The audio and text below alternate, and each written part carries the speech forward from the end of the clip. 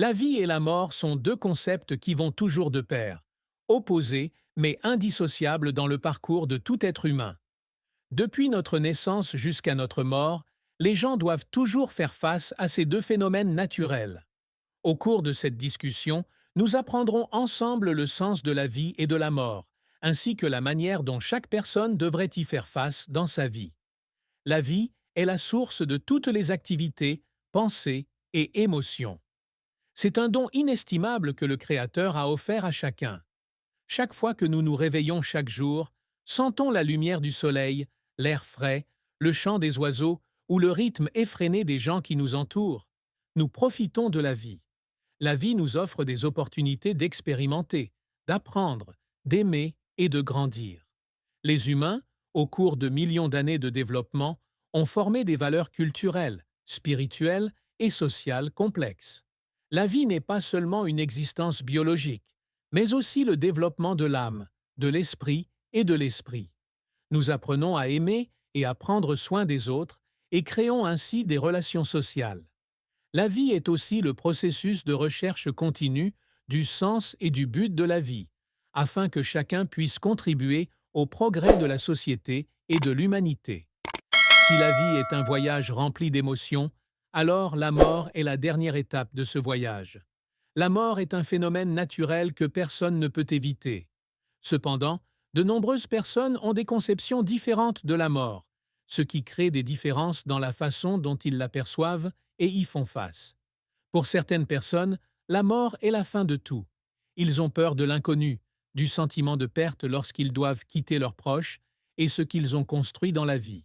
Cependant, pour d'autres, la mort n'est pas la fin, mais une transition vers un autre monde, un autre état d'existence. Ils croient que la mort n'est pas une perte, mais une libération, un retour à l'origine de l'univers. Quel que soit le concept, la mort est toujours inévitable, et chacun doit être mentalement préparé à y faire face. L'important est de savoir comment nous pouvons vivre une vie pleine de sens, de sorte que lorsque la mort survient, nous n'ayons pas de regrets pour les choses que nous n'avons pas faites ou que nous n'avons pas accomplies. La grande question que chacun doit se poser est: comment vivre une vie que je ne regretterai pas quand la mort viendra? La réponse peut varier en fonction du point de vue de chacun sur la vie, mais il existe certaines valeurs communes vers lesquelles nous pouvons tous travailler.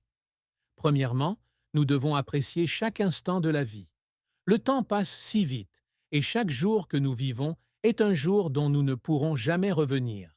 Vivez sincèrement, profitez des petits mais précieux moments de la vie.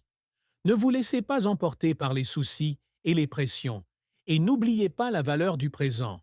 Deuxièmement, vivez pour les autres, pas seulement pour vous-même. Lorsque nous aidons les autres, partageons nos joies et nos peines avec eux. Notre vie prend plus de sens. L'amour et la gentillesse sont des valeurs éternelles qui aident les gens à surmonter toutes les difficultés et tous les défis de la vie.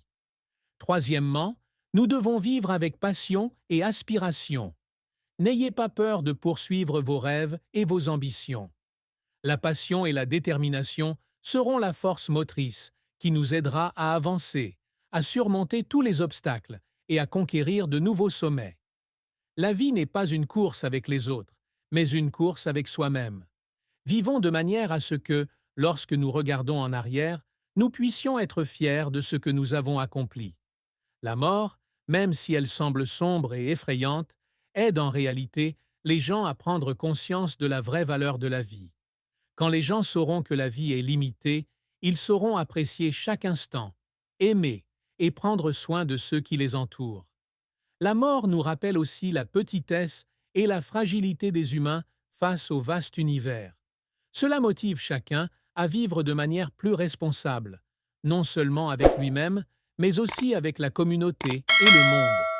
De nombreuses philosophies religieuses et philosophiques ont discuté de la relation entre la vie et la mort.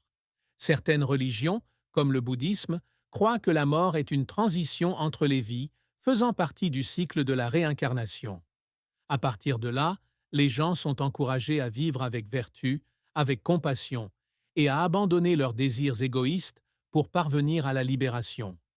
Pendant ce temps, les philosophes existentiels comme Jean-Paul Sartre voient la mort comme une fin absolue, mais cela ne réduit pas la valeur de la vie. Au contraire, cela rend la vie plus précieuse, car nous n'avons qu'une seule chance de vivre et de créer du sens.